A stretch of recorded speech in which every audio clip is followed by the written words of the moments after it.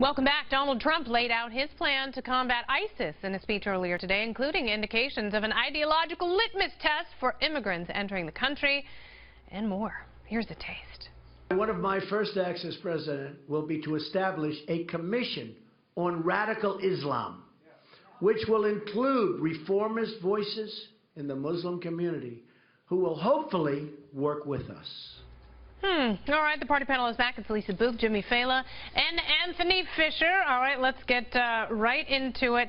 How do you create this litmus test? I think he's going to get the best people who are going to ask the right questions, and they're going to create a religious litmus test that determines whether or not you're gay-friendly, whether or not you believe in women's rights, and it's going to be huge. And whether or not you hate Sharia law. Yeah, you have to hate Sharia law. It's not enough to just reject it to make sure that you can visit the visit us in America.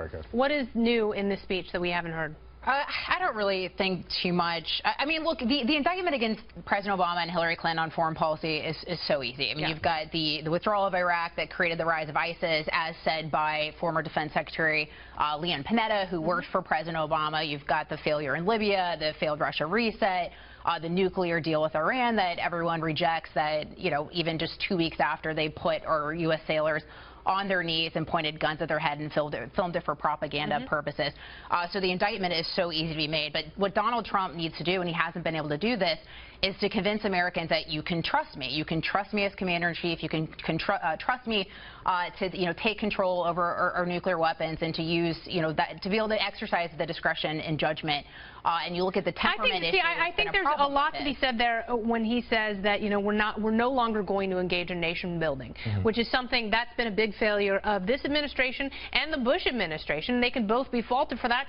Same with the Iraq War. It's like, sure, you can say that the surge was working and pulling out failed, but what if we weren't there to that degree in the first place? I mean, it's almost impossible to go back that far in time and pinpoint the one thing that really created ISIS.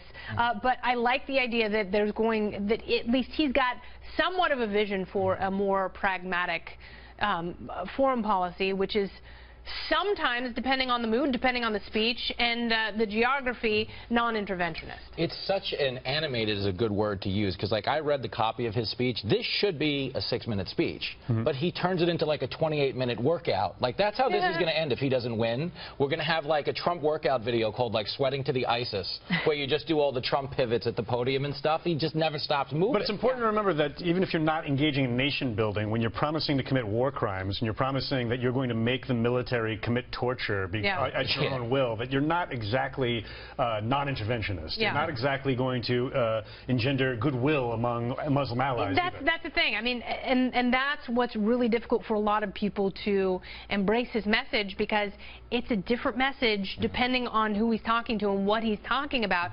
And, in those moments when he's shooting from the hip saying, yeah, we're going to kill the family members of terrorists, and you have people point out, well, you actually can't do that. And, what if members of the military, what if generals push back on you and say, no, we're not going to do that? He said, I will make them do that. And you can't I completely will, think it's fair game to criticize the Obama administration and Hillary Clinton for the failed state that is Libya. But you can't in the same breath go, I don't need Congress to go drop bombs on ISIS in any country I want to.